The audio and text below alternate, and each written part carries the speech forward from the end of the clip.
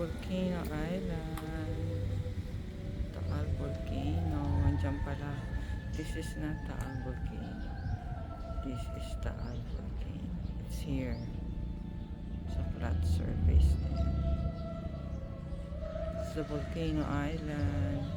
Here in Talisay.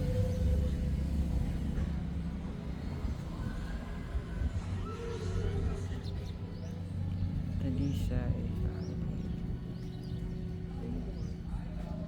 It's Taal Volcano. This is not Taal Volcano. We thought it's Taal Volcano. Pero nandito daw ang Taal Volcano. Calm siya today. It's October 12, 2024. Again, we're in Talisay. There is Taal Volcano. According to the ate na kausap natin kanina, this is Taal Volcano, not this one.